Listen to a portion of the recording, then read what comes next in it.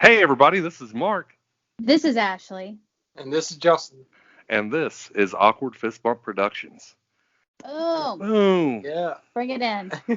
Well, first of all, everybody, sorry we didn't do a video last week. I had to run up to North Carolina and get my daughter. She was staying with some friends, and everybody else had stuff going on. But we're back this week, and we brought you a phenomenal guest. So, for those of you that have watched 60 Days In, which makes up about 95% of our audience base, you'll remember this guy. Matt, introduce yourself, my brother. Matt, they call me the Happy Chappy. I do hospice chaplaincy, so I'm the Happy Chappy. And the patient that gave it to me says, Matt, I don't want to call you Chappy anymore. I said, what do you want to call me? Happy Chappy. I said, thanks. She said, doesn't mean that. It means happy this way. So anyway, it stuck with me. Yeah, I teach. I do research. I'm writing. I've got a third book in the pipeline. So still working for a living, even as old as I am, I'm still working. Can't retire yet. But I thought we were all, me and you and Ashley at least, were celebrities, and we never had to work again. That's what We were paid people millions people upon think. millions. Like, that's kind of one of the funny things around town when people recognize me. They're like, "Why do you live here?" I'm like, "What? Because I did a reality show. I'm supposed to move out to L.A. or something." Yeah, But I get a kick out of that because I'm really the only one that was paid six figures. The rest of you, I feel bad for you guys. oh man, why didn't you call me before I got on the Yeah, show so I really. knew how to negotiate? You know, Exactly. since I cut my hair, because now I have kind of a, I don't know what you'd call a well-groomed look. I'm legitimate. Um, People don't recognize me as much. So Well, Ashley will know more about it now. Like me and you understand, it's like truly the 15 minutes of fame. And after, a couple of months after the last starts to die episode, down. Yeah, it starts to die down. that's And right. you're probably kind of experiencing that now, Ashley. But I but love ever it. I'm ever so thankful for the die down. uh I I love it. I'll be honest, I was too. But then A&E, 60 Days In people did this crazy thing that we had no idea until it was there. They took season 5 and they put it on Netflix a couple of months ago.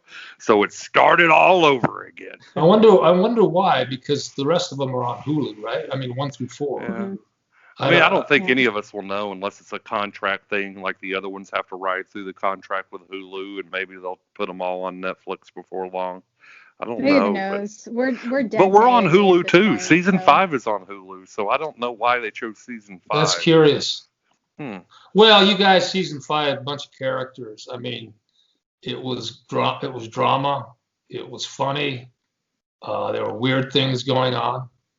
I think at the end of the day, if you take that season is a good microcosm of what the producers were trying to do because they pulled that season really, I think, pulled viewers in a way other seasons didn't. See, I'm an old school kind of a guy. I think seasons 1 and 2 were the best. Hmm. Jamie Noel and Clark County Jail and the crew there, they did it up right. Remember reading about how in the aftermath of that particular season, 5 people, if I'm remembering correctly, 5 people quit. No, 5 people were fired and 4 people quit. Hmm. And so there was sort of an attrition rate that was suggestive of the fact that that particular program, as it was administered in that jail, worked.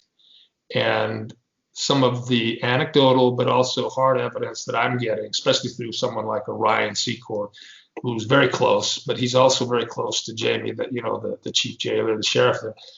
Um, they can bullet point the changes that have taken place. And so I think the most dramatic of cause and effect in terms of the show and the jails actually improving, we're seeing in seasons 1 through 2. But also seasons 1 through 2 had participants that weren't aware of the Hmm. things that we, more so you guys than even we in seasons 3 and 4, were aware of, the TV aspect of it and mhm. the potential to pull you into maybe an entertainment oriented edit Whereas, you go back to Zach, who's a very dear friend of mine right now, Ryan, they'll both talk about how we call them the boys of 60.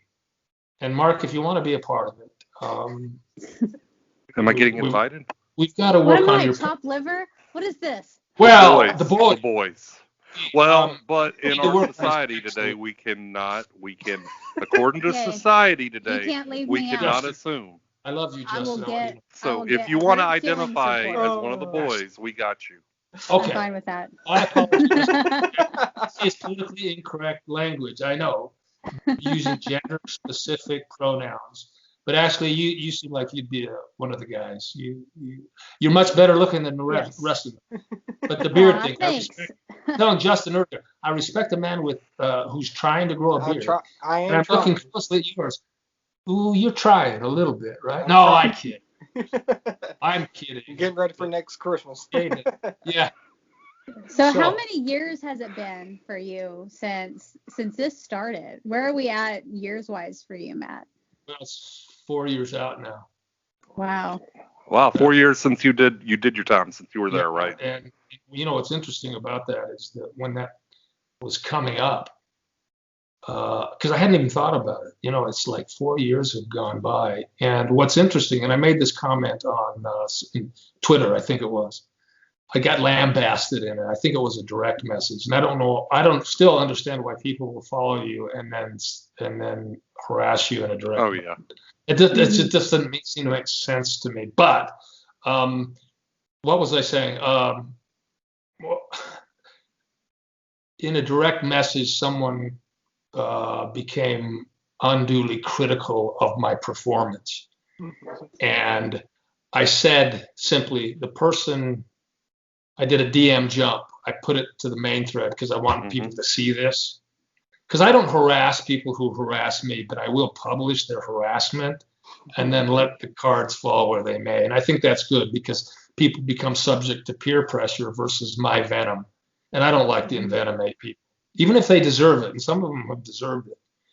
But they say this person really went after me. And so my simple comment was, the person you're criticizing doesn't exist. First of all, that was quite a while ago. And second of all, if you know anything about reality TV and a post-edit, if you're the viewer who's buying into the post-edit as a narrative and as a legitimate nonfiction, you've got some problems, not psychological in nature, but you're not experienced enough to know that the person you're attacking is a phantom.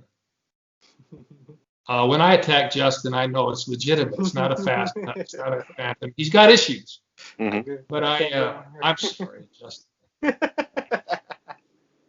You're between you and Mark, I think you should be the face of the show because you're the youthful, I'm the better good-looking, and I'd actually like to see a light Mark as he paraded in his pod without a shirt and see if you have those man memories like he does. I don't think you do, but he does. And you guys didn't know this, but there was an article floating around, and it went something like this: we should ban people like Mark from taking their shirt off on TV because when he walks on screen, infants throughout the whole world think it's time to feed. And so I don't know. Sorry. Hey, Matt, I just want you to know I did garner one fan because of my shirtless wonder. Did you? And his name is Ralph, and we message each other at least 3 times a day. Well, that's really awesome. Yeah, Ralph, if you're watching this, I love you, brother. When I first saw it, I thought, that's Ipecac on screen. You take it and it forces you to vomit. And so I appreciate that. Yeah. But you know what's funny about this is the people from 60 Days In, because you're literally talking about a snippet of me with my shirt off. Yeah. They're now going to go back and rewatch season 5 and be like, was he shirtless? Mm-hmm. Yeah. It was literally a snippet. See, I never dared to do that because I'm getting a little older. Yeah. I'm getting a little older, so it's like I'm hypocritical in that sense. But I've lost, in the last, I would say 4 months, I've lost 25 pounds. I got up to 245, and so I went on a not a vegetarian diet, but an organic, clean diet and lost, together with my exercise, because I'm in the gym a lot, boxing, and 25 pounds shed right away. So I'm feeling a little thin. And when I was in 60 days in, by the time, I went in at about 242, I left at 215. I lost a lot. How are you guys losing weight? Because the I food left is horrible. a potato. No, Justin. Well, Justin, it's delicious. What? Now wait, that doesn't make any sense to me that you're saying it's I delicious. Maybe you can unpack that for us. What is it about it that you liked? Everything. I thought our food was great, but my jail was famous for the previous sheriff embezzling money from $750,000 from the food budget. So when the new sheriff came in, he made a point to make sure that the food was great and that it was. And AFBP provided me my guess, Ashley, money. My guess, Ashley, is that you also, now this is Etowah County. How do you say that again? Etowah. Etowah? Okay. Yeah. Etowah.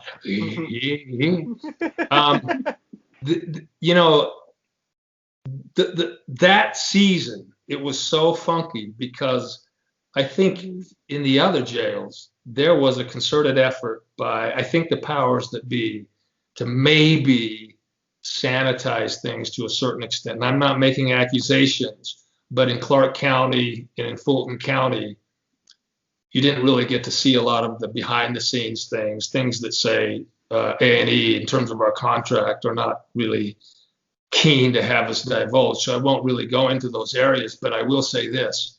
I was duly impressed by the access the production team had to the filth, if you will, but not just the physical filth and the disorganization, mismanagement. But see, that said a lot to me because in that transition from the sheriff that you were talking about that had issues, obviously had to be removed, fraud, whatever, the new regime was willing to just go naked, as it were. And that said a lot. I mean, there was a lot of drama, I think, in your particular season. Lots of things going on. Fun casting. I think the casting was brilliant in so many ways. And no matter what people say about you, Ashley, I still love you. I think you're great. Thanks. Yeah, but what did you say, Mark? Go ahead. Oh, I didn't say anything. Oh, I thought you But- were saying something. But I will now that you've conceded to me for a second. The thing that Matt that you bring up is I love you, Ashley, for who you are, and and you mentioned it a little bit earlier, is people don't know the real us because, I mean, yes, you do to an extent, but you don't know kind of how things went out because they're telling a story, and we don't bash A&E for that. They got to, we said they got to turn it into so they do change things up. So, like, for example, we're going to go ahead and get the elephant out of the room. If you watch my home session at the beginning of season 5, you will see me watching season 4. And I say moron when Matt comes on. Now, I retract all the statement because I've gotten to know you. But, now I can truly say you're not a moron. You're a Latter-day Saint. So that elephant out of the room, it was edited. I promise I didn't say moron to you. I was saying moron in general. And it was actually more of the hair that I was talking to, not the person. So I hope you accept my apology. Well, I mean, when I saw that, I realized that's a man I could never be a friend with. I hated you from that moment on. No, I'll tell you, I was really impressed with the social media mea culpa that you did. I think what you learned, and Ashley, what we learned, and Justin, I wish you had been on the show in a lot of ways. I did 10 years. I'm good. I know, but you would have been an Abner type because of the savvy you would have brought to the table. But what was my line of thought? I had a line of thought. Oh, that I was insanely good looking with an awesome personality, and Yeah. I think Verbatim. you were gonna cut me a check for $25,000 payable to Mark. I heard that. Yeah, that's what I got. Yeah. You want 10% of my 60 days in check? Is that what you're saying? I don't know about that. $25. Yeah. We'll talk after the show. Yeah. Yeah. I've lost my train of thought. I go in off to Justin because I get a kick out of Justin. He's a good guy. Yeah. You don't get any bad social media, do you? Like we that were on the show, people I haven't troll got you. anything yet. No, not yet. That is so awesome because you still get. Well, Mark, you don't get, and actually, you guys probably don't get trolled, do you? Oh yeah. Oh, Absolutely, I please. do. I got Absolutely. trolled today. Just last night, I got trolled by somebody who said some crazy stuff, so I blocked him and deleted the comment. Yep. But I mean, it's part of being a public figure, because I'm sure, especially after your season, you got trolled as well. I like the term you used, especially because Matt, you've got issues. Yeah. I'm not saying. I know what you're thinking when you say, well, of course, you were in season 4, and after that performance, of course you get trolled. But I mean, I trolled you on season 5 when I said moron. So I was complaining to my wife the other day. I said, Dad, burn it. Season 5 is now on Netflix. Whenever episode 3 comes on at the very beginning of it, the world's going to continue to see on loop Mark calling me a moron. And I should be upset at that. But I'm not, because I love you. You're cuddly. You're just kind of, the only problem you have, seriously. What's that? Please shave that voluminous hair on your back. I won't tell people how I know. Come on. But if you confirm the hair on your back, you know that it's a little too long. That's just all I'm saying. Yeah. Spent an awful lot of time looking at Mark's back hair there. How'd you know that? Well, we'll let you guys at home figure that out. But hey, Mark, and this brings up a whole different sort of question.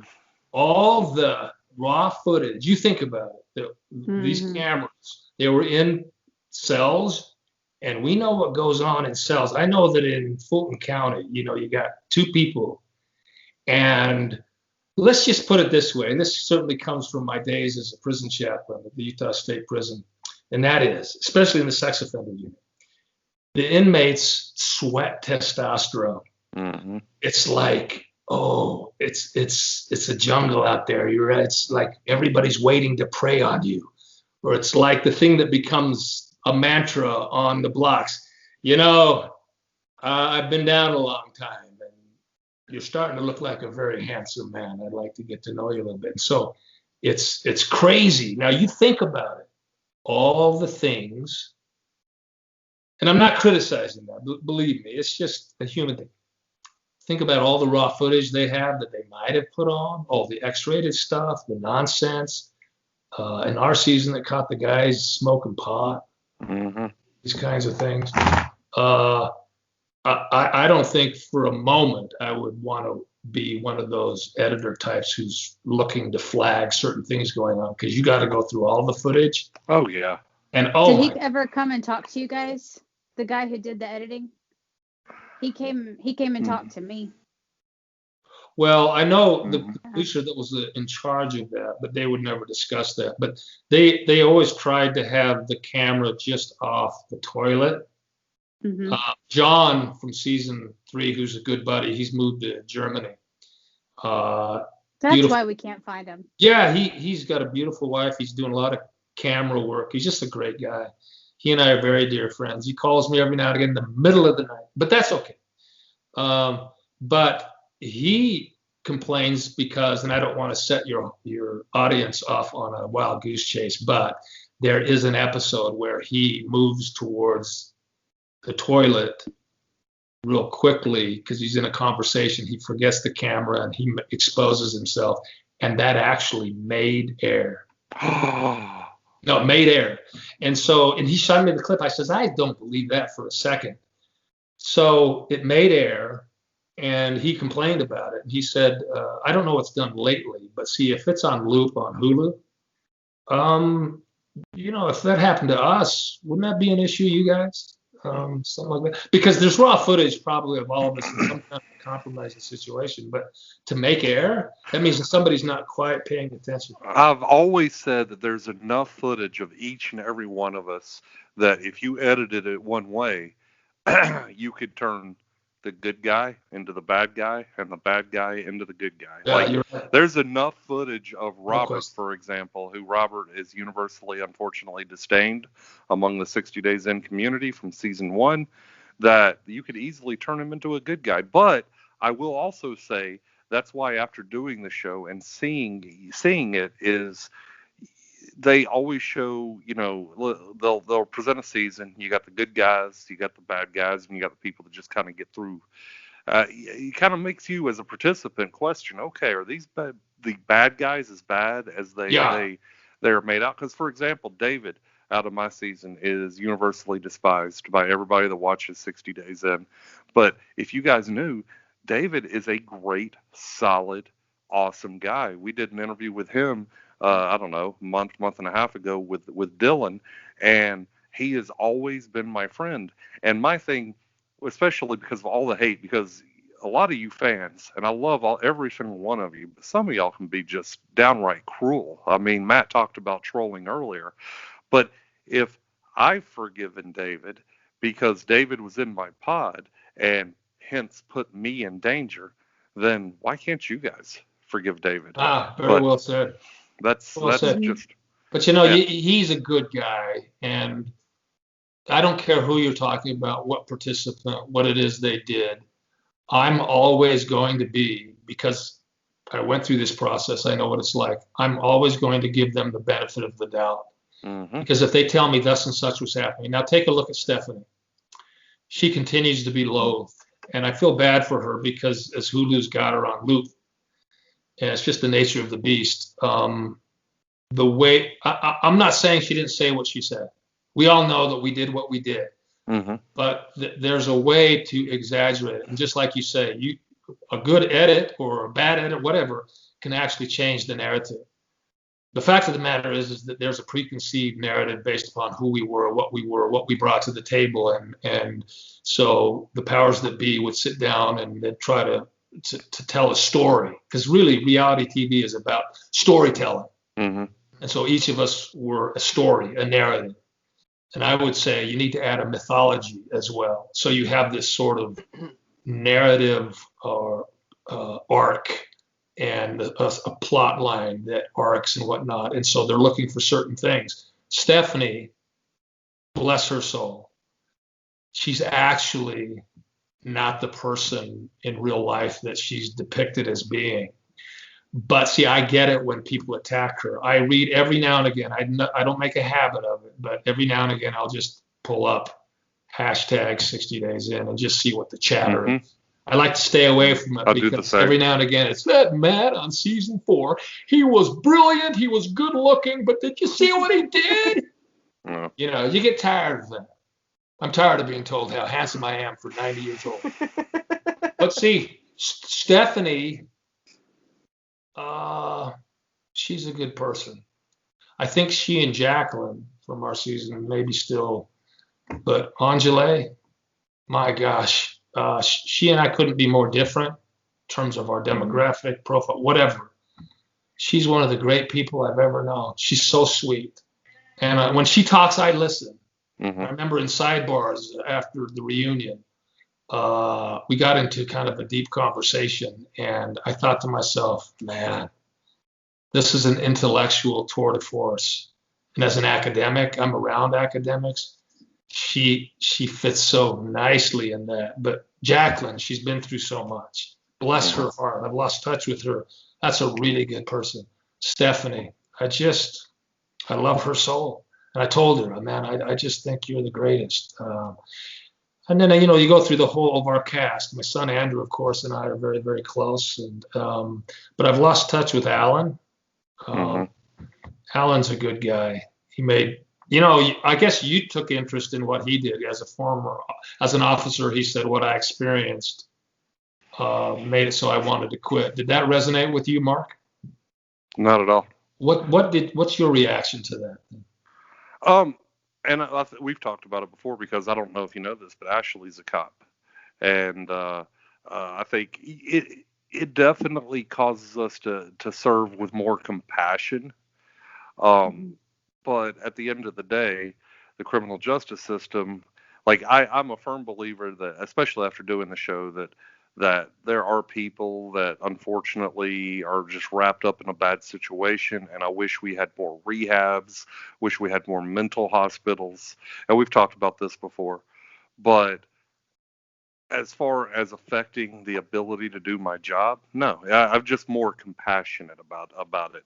And even before the show, I treated people with respect and dignity, even if even if you are a criminal. That's just because you did one bad thing.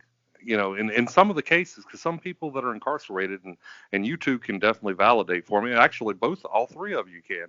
There are people that are wrapped up in the incarceration system that just got wrapped up in a stupid decision, whether it be drugs, addiction issues, mental illness, whatever. But we can still do our jobs. Corrections officers, detention officers, police officers, whatever the case may be, and treat people with respect and dignity. Yeah. And I'm a firm believer in anyone I come, like, don't get me wrong, I'll throw the hands if I got to throw the hands. You dictate our interaction. I will throw hands if I have to throw hands, but that's not the first thing I'm going to jump on. Every interaction, there's no difference really between people on the inside and people on the outside. You got a society of people, you got good people, you got bad people. There are people, and I think, Matt, because I love your Twitter account because you were very much an outspoken advocate for the criminal justice system reforms. But at the end of the day, I think all of us can agree there's people in the incarceration system that need to be there. And there are some people that need to be there for the rest of their lives. Absolutely. Yeah. But there are many more people that just made a stupid mistake. But I mean, even the people that did majorly screw up, you can still treat them with respect. Even though they're going to be in prison they're going to die in prison or die at the hands of the criminal justice system, and because in some states, death penalty is a thing, but you can still treat people with respect and do your job effectively, in my opinion. Ashley, why don't you speak on that for a sec? I mean, like you said, we have talked about this a lot. It's more so for me, like, why can't I let them make a phone call for the 15-minute ride to the jail? Why can't I put my phone on speakerphone, let them call the people they need to call their work, call their job? I am not the punish giver. I am not the judge. I am the mediator. I am the person in the middle. I'm not the one to make the decision to sentence them. I'm just the one who determined, based on all the facts presented to me, this is what I think needs to happen at this time. Why can't, if I arrest them at 2:00 in the morning, why can I not ask them, hey, do you guys got a Johnny sack so I can give this guy a sandwich? He's been in an interview for the past 6 hours, hasn't had anything to eat. Why can't I do that? It's little things like that I recognize now as a former inmate that were valuable to me. Sitting and holding for 8 hours, God, I'm so hungry. And they're like, oh, sorry, we don't have any more trays. We didn't know that there were going to be extra people coming. Hey, can I make a phone call? Sure, here's the phone, but somebody's kept spitting into it. So, good luck with making your call. It's little things like that. Yes, those rights are afforded to you, but why can't I ease that and make it easier for somebody to make bond? Why can't I make it easier for someone to let their job know that they're not going to be in? That way they're not fired. Like one event, like one arrest for possession of marijuana, just throwing it out there, should not be the catalyst for a downhill spiral. Amen. The arrest process is supposed to be a correction. And if I arrest you for pot, and then you're arrested at 1:00 in the morning, you don't see the judge until 8:00 in the morning, you've missed your shift at work, you're a no-show. So your boss fires you, so you've lost your job. Now you can't pay your child support. So now you have to go back to jail again because you didn't have the money to pay child support. I don't want to be the reason, through arrogance and not letting somebody make calls or doing what I can to help them out in that moment. They're still going to jail. You did wrong, you're going to go to jail. But I don't want to be the reason for somebody's mistake at that moment to be a rolling ball of deterioration for the rest of their life. And that's what I think the difference is between us who have participated in this program as law enforcement officers and those who haven't. But there are cops that do that. There are Mhm. so many cops that do that, not just us. So. And I know people like Alan. He couldn't stomach, ever arresting anyone again, and that's fine. None of us will ever look down on him for that. But I think and to piggyback off what Ashley is saying, I absolutely agree that just because there's a couple of us that are still working in law enforcement after doing the show, it's changed our mindsets. But there are many more good law enforcement officers out there. Mhm. Like I would venture to say that 99% of now there are a few bad, and we will never, ever, ever say all 100% all the time are good, but there are many more good than bad. But Absolutely. Mhm. but I think 60 Days In participants could make some of the best law enforcement officers if y'all decide. If you're watching this and you're going to be season 7, whenever they do season 7, post Corona world, then consider a career in law enforcement because first of all, we need the help and we need more Mhm. compassionate officers out there. And then we can team up and do like big criminal justice reform. So we're not just one little measly person trying to make change. We can form a Amen. little army Well and said. we can attack it. So how long were you a chaplain for?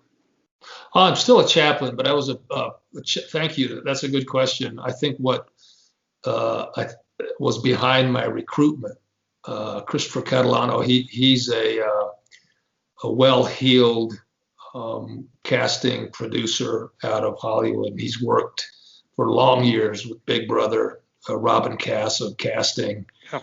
And it was he that called me, and he asked me to be a part of something. And of course, like most of us, we were not aware. Some were, I suppose, in later seasons, but those of us from the earlier 4 seasons were not aware that this was 60 Days In initially. This was some kind of a documentary. Well, because I'm a well-heeled prison chaplain, and an academic, and also a pugilist, a fighter, and a trainer, all of that sort of, you put it in a soup and you stir it, and it seems like that would be a good inmate or an undercover inmate. And of course, I demonstrated otherwise. But I went in thinking that I knew everything. But to answer the question, I was a prison chaplain for many, many years. And what was interesting to me, and Justin, you can comment on this, is that the difference between prison culture and jail culture. Oh yeah, it's completely different. And like they've already asked the question, do I think that they could do like a undercover like 60 Days In inside a prison? And I'm like, I don't think there's any way that you should do it. It's not safe. It's just it won't work. But it's a completely different world. And like if you've already have a case, like if you get out and you're on parole or something, and then you catch another case, there's so many people that will sign the waiver to go back to prison because it's so much easier to do time in prison than it is the county. Exactly. But it's a completely different world, though. It's a little bit easier, but it's a lot harder. I mean, it's hard to explain if you've never been there. But well, Justin, it's very interesting. Through my years at the Utah State Prison, my criticism of administration was the high recidivism rate, this turnstile. And it seemed to me that the good money that was thrown, tax money, public money, hard-earned money that was thrown at corrections was essentially wasted. Because if you talk in terms of cause and effect, let's talk in terms of what corrections is. And Ashley, you mentioned this earlier, that corrections, it's not really corrections. They're not correcting anything. But there should be bang for the buck. And if we as a community are not getting a lowering of the recidivism rate, given the money that we're throwing at it, then we've got a problem. Would you say that, and I hope this isn't a rhetorical question, so obvious, but in terms of this recidivism rate, what are some of the causal agents behind it? Is it that therapy programs in prison are not working? Is it that maybe corrections as an industry doesn't know how to manage and then rehabilitate incorrigible inmates? What is your take on that? it's actually quite a few things. I think one is that they're undertrained in the prisons. I mean, they'll take them from McDonald's and put them in a cell, and have them watch 150 men. and be like, all right, here's your job. And they'd have hardly any training. So I think the lack of training and like how Mark was saying, like being able to understand inmates, they don't understand us. They don't understand what we're really going through and how we're actually like, this is our life for the time being. And for some people, this is the rest of our life. And somebody that's never been around that, they don't know how to deal with those kind of people. They don't know how to like, they just don't understand the feelings that those people are going through. So they butt heads all the time in class. And then also, they pour money into prisons, but it's like, Ashley said in her jail, they were taking the money. Oh no. He froze. He froze. There he is. There you go. You're I back. thought it was me. Sorry. I You're keep back. checking And, my battery. But I've seen it firsthand where there's been corrupt people in corrections that are stealing money, and it's not putting the money that needs to be going into these classes. So it's just, they need to have good people in there working that's not going to steal from them and that's going to run the prisons properly. And they need to have more training for the officers, but they also need to have more classes. And I was in a class for almost 5 years in the dog program and for Auburn University.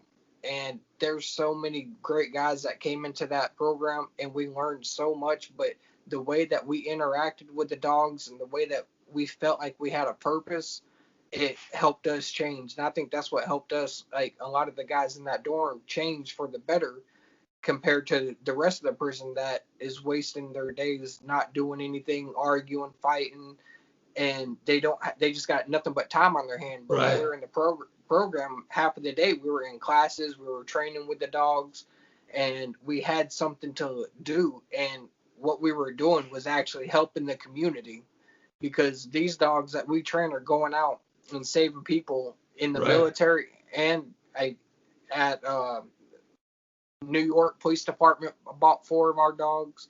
St. Louis, the baseball and football team, bought 2 of them. That's awesome. Yeah, it's just great. So yeah. I mean, they're all over the U.S. So we knew that what we were doing had a greater purpose. So it gave us more incentive to actually change and be better than most of the inmates. Right. Well, you write that large, you apply it universally, and that in and of itself would bring the recidivism rate down. And isn't it true, Justin? Isn't it true? Now, certainly we as participants, Mark and Ashley and I can attest to this in terms of how guards would treat us, officers, guards. There's a direct cause and I think effect in the way an officer treats an inmate and then the outcomes that they want. Because you can't force good outcomes. You have to massage those. You have to love those. You have to have a relationship with those. And you can't fake these kinds of things. You either respect, and I would say even love inmates. And, the one thing they asked me, it didn't make air, but in my exit interview with Jeff, he asked me if I could sum up what my recommendation would be. And I was surprised, quite frankly, that it didn't. We lost Ashley, I guess, right? That's the story of my life. I talk too long and they're gone.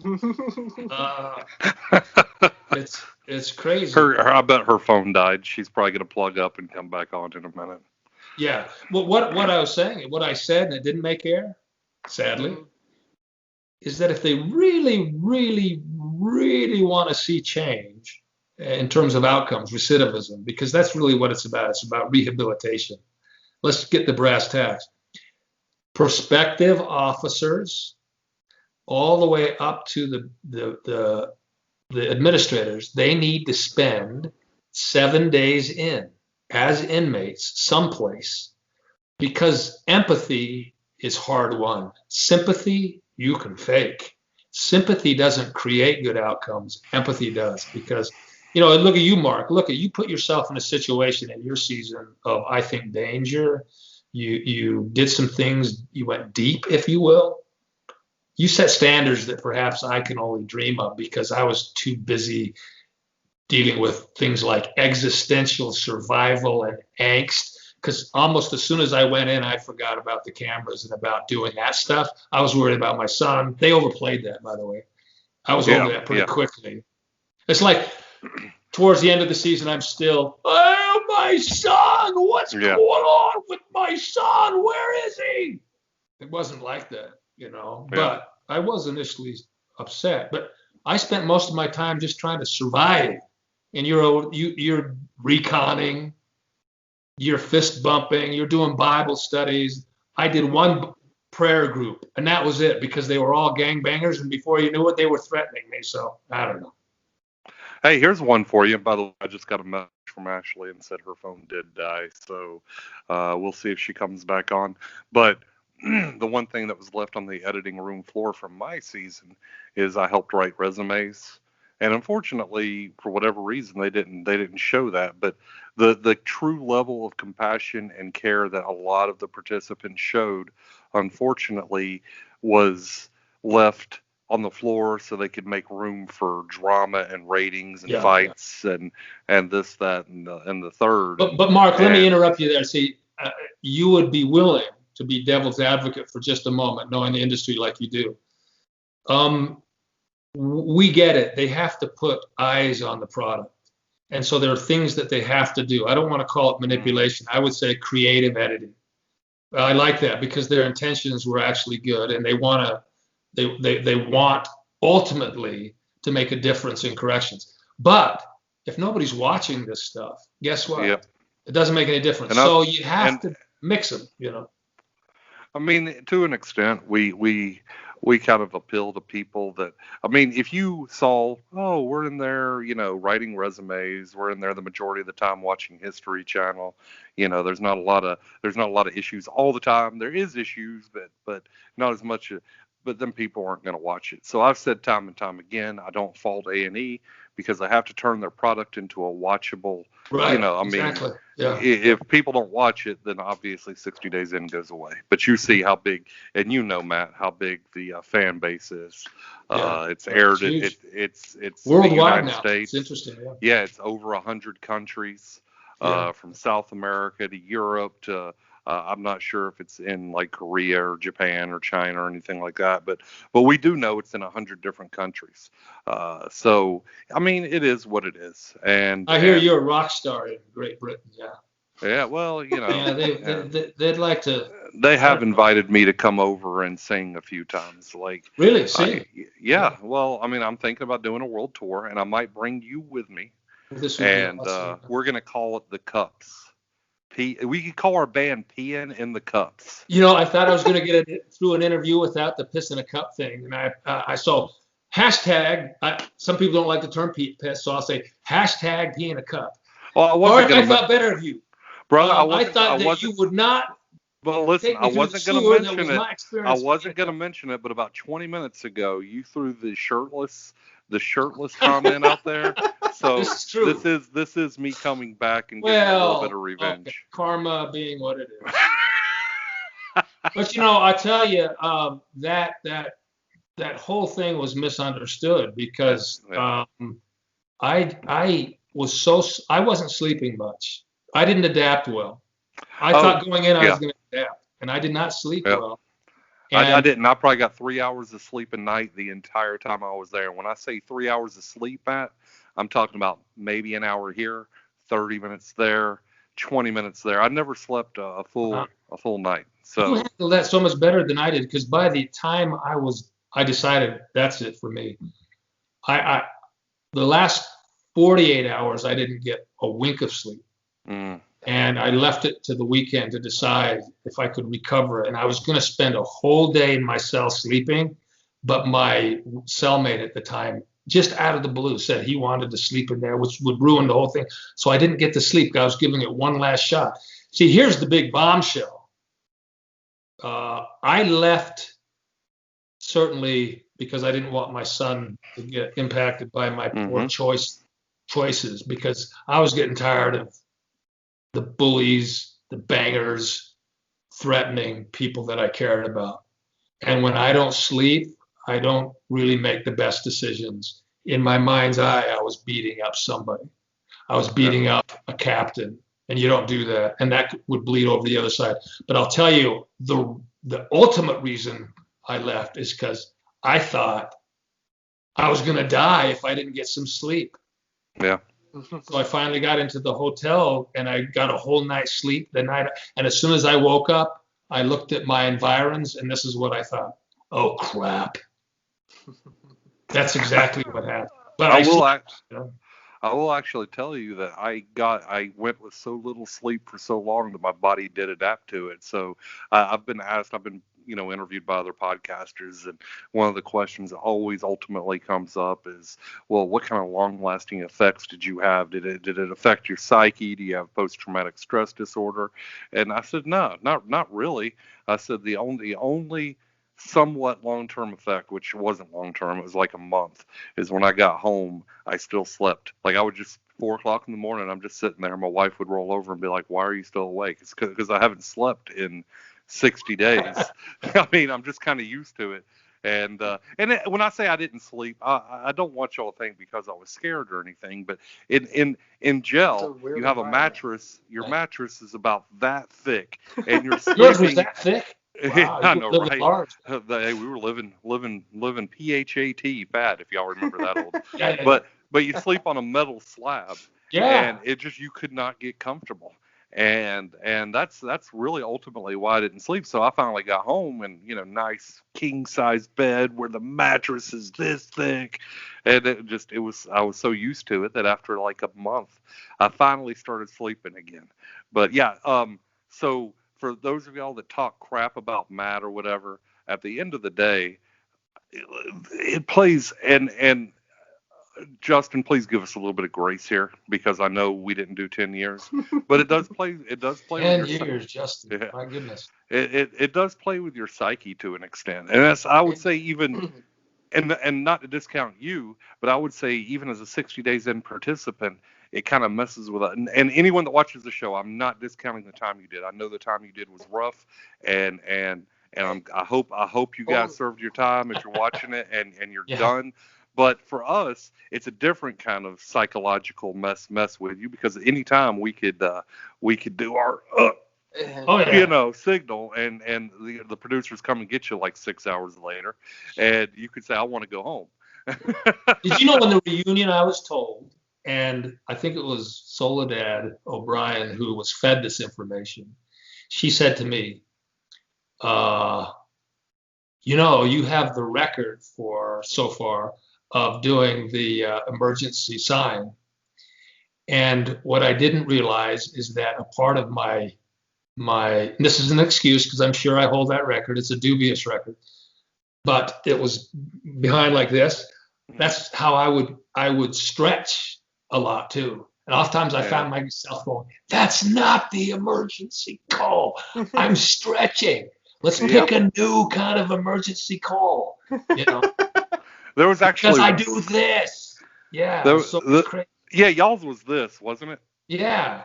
So just to tell you a little funny, because it didn't make the show, but just to tell you a little funny here, there was one point that I started doing this. Now this was not the distress signal for our show. Our distress signal was, oh my shoulder hurts. Yeah.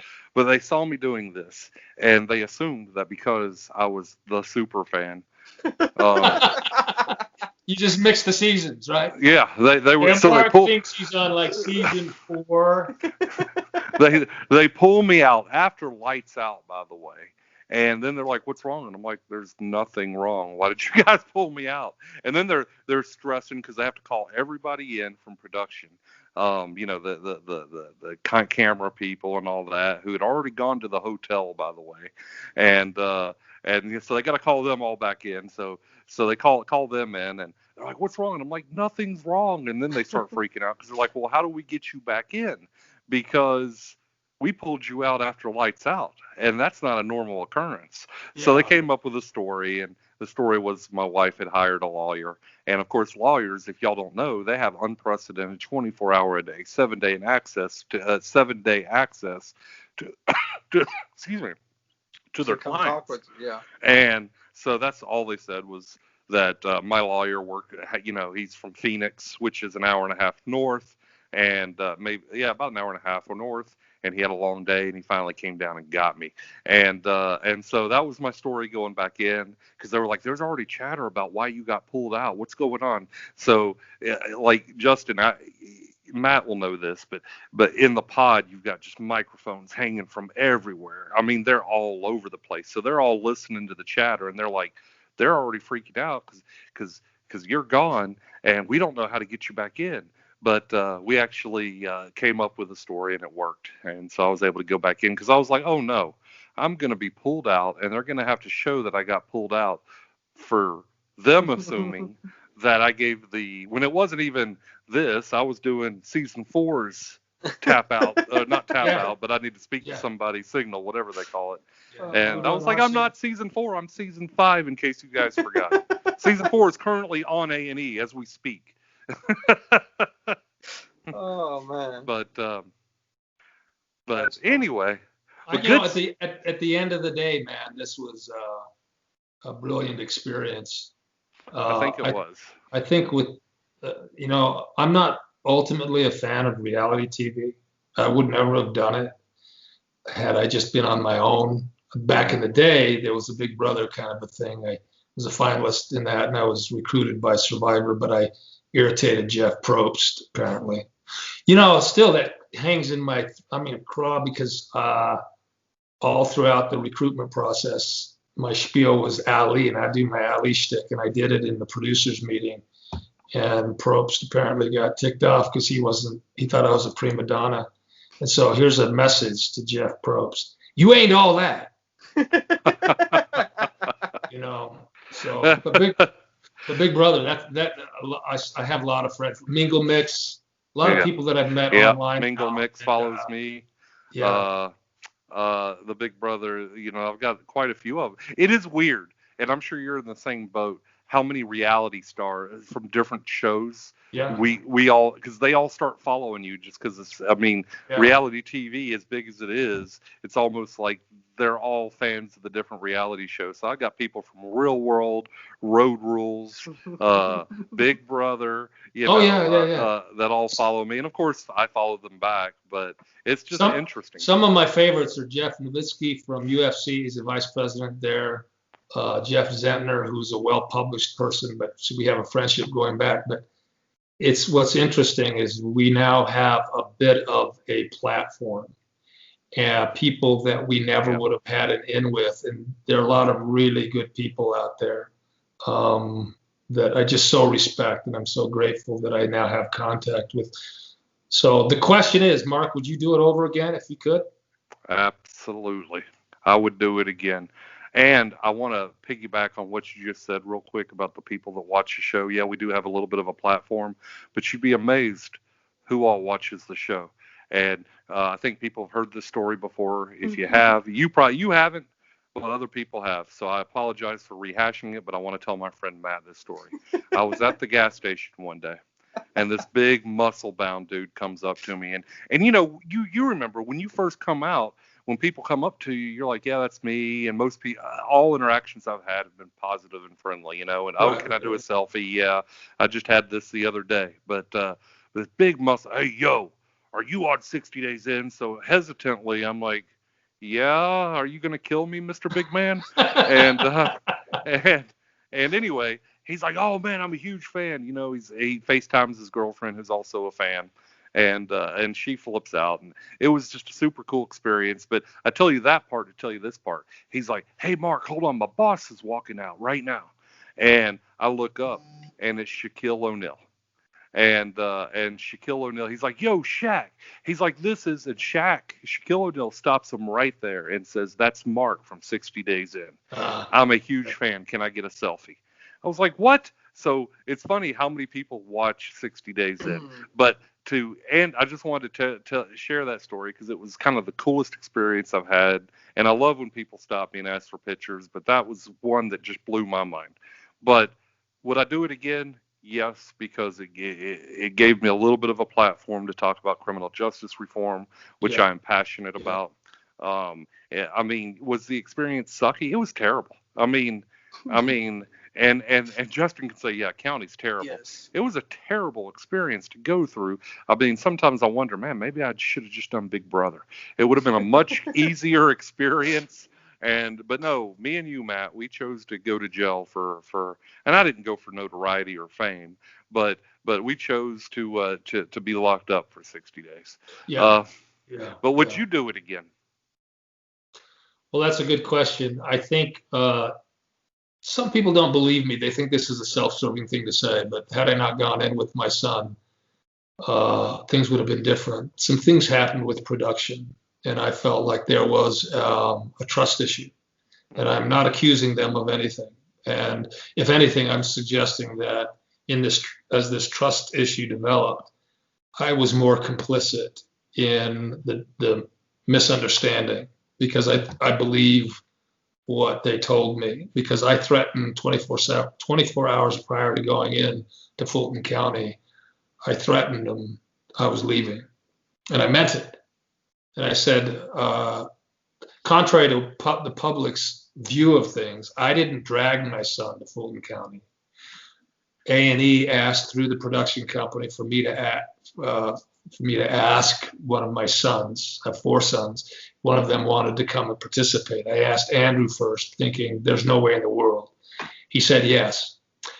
It was all his decision. He decided to do it. The narrative surrounding me, for example, wanting my son to harden up, that was a narrative device. And I'm not accusing anybody of doing anything because it makes for good TV. And I did say what I said, but it was somewhat flippant at times. There was, like, for example, I'd like him to harden up. He's just so soft.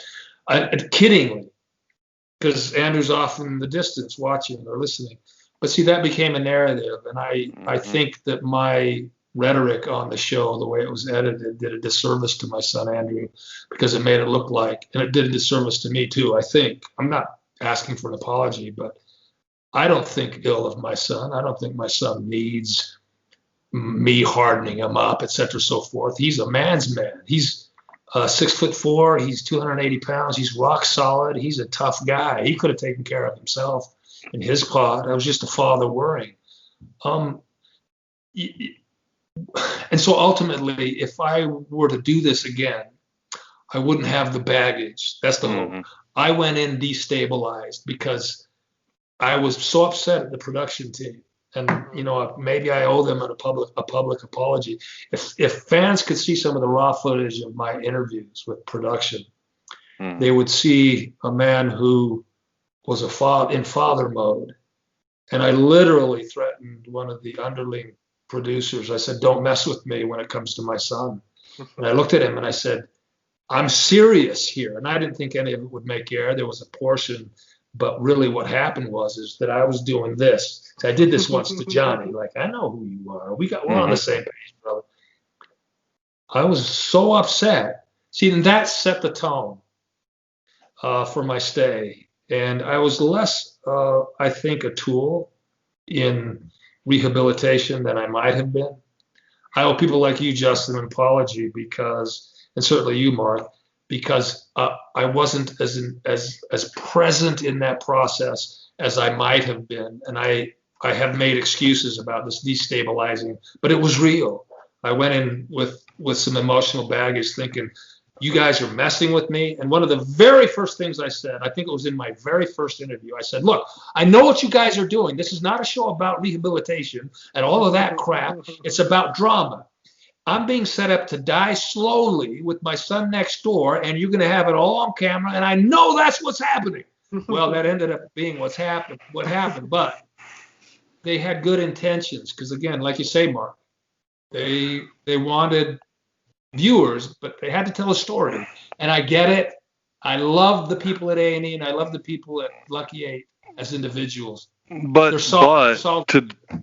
there's going to be people that are going to watch this and they're going to say, see, that's just Matt making an excuse. I want to defend Matt for a minute because when you're in there and you're living every day, the life of an inmate in county, and you're on very little to no sleep, and anything that could pop off super quick, and you could be in danger. and then you have people from production that kind of seem to, and I'm not bashing production here, but in your mind, in your sleep deprived, exhausted, I'm in here mind, you see they might make a comment that just makes you blow up, and that's not how they meant it.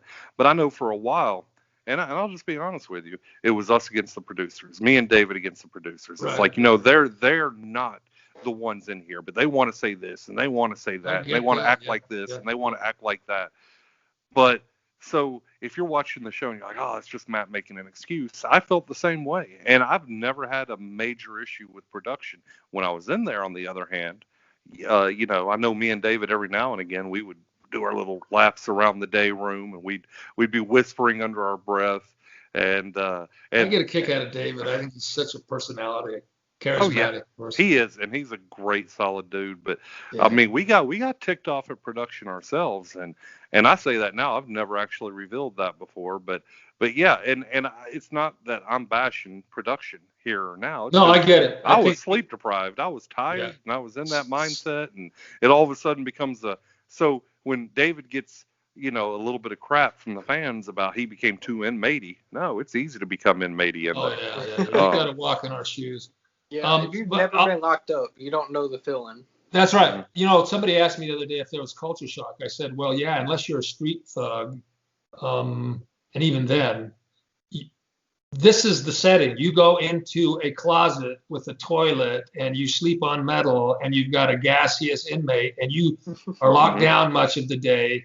You're in this methane hot box, which by the way has a hallucinogenic sort of capacity.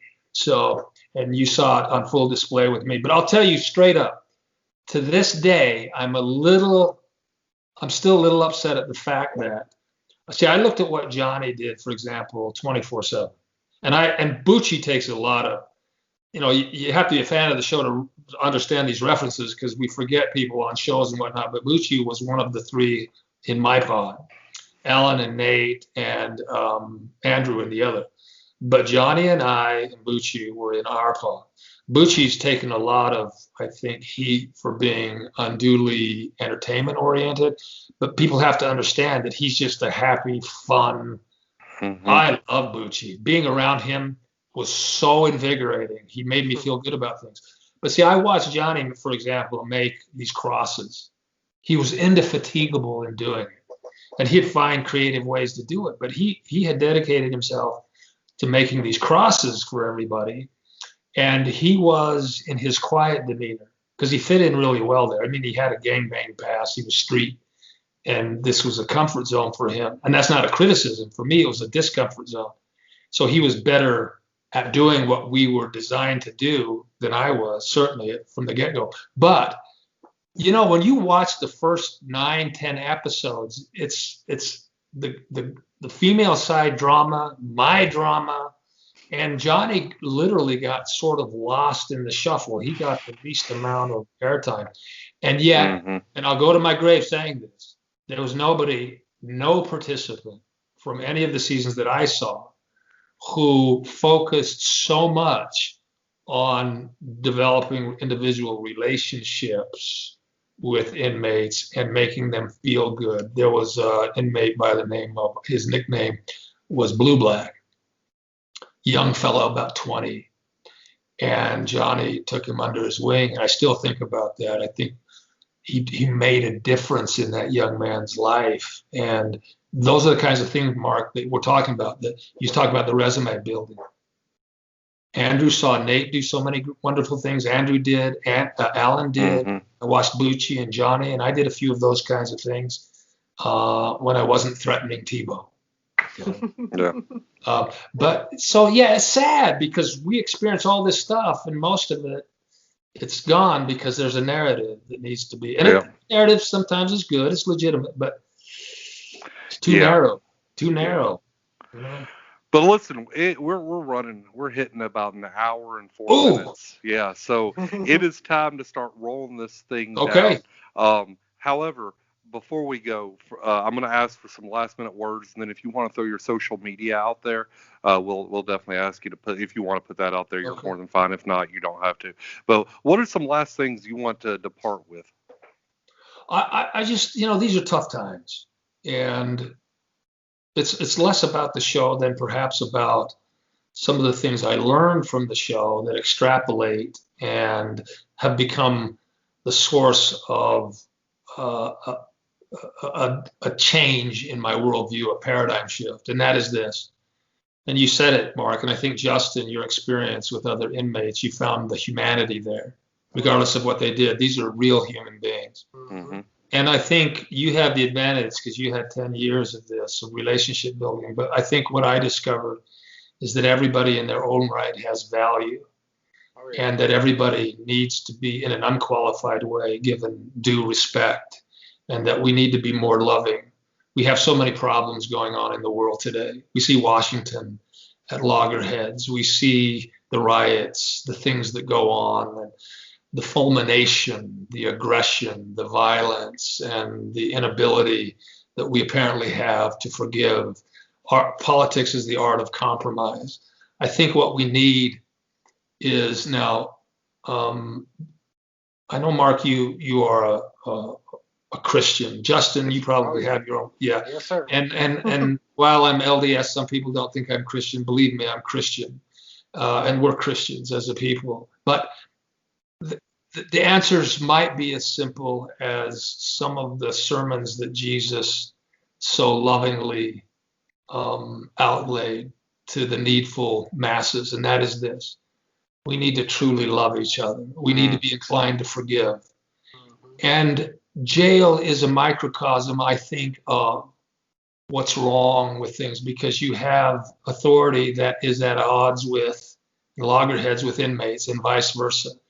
And every day, as you know, both of you know, life behind bars is a constant battle with something, and it might be a thought process. It could be the inmates, the authority. It's always something, and you get tired when you're in fight or flight mode 24/7. There is post-traumatic stress. There are psychological issues. We're now at the United States. You know what it's become? It's become a jail pod, and it's gangs fighting. What we need to do, and what corrections needs to do, is start recognizing more fully that people like Justin, look at what you've become. And I don't mean to patronize you. I'm actually pretty good at it. I'm just not doing it right. I can attest to his patronizing skills. we've been going back and forth on Twitter for like 2 years now. I just want you to know I love you. I do. Oh, I love you. Yeah.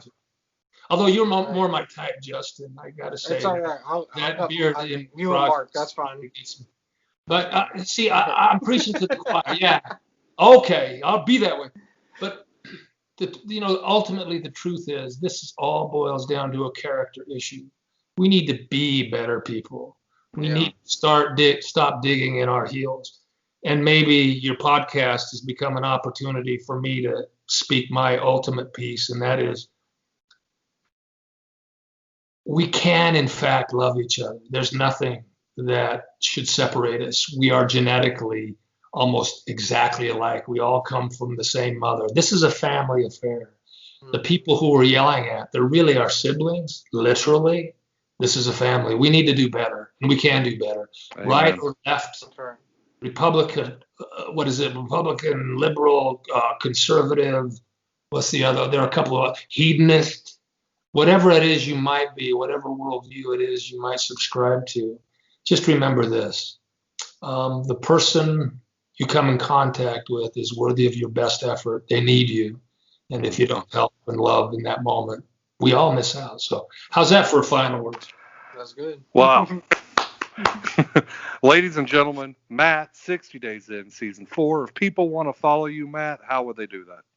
Well, I have 2 accounts. My academic one is Oxford Sophic on Twitter, and the other one is Rice Street 607, and that's Rice Street is Fulton County Jail, and I was in the cell 607. So I don't have a following like you. I'm not as popular as you, but not as good looking, definitely. Well, my humility doesn't allow me the luxury of actually responding appropriately, but I will just say That sounds like, if that was transcribed, that sounds like I'm reading scripture. That's how good it is.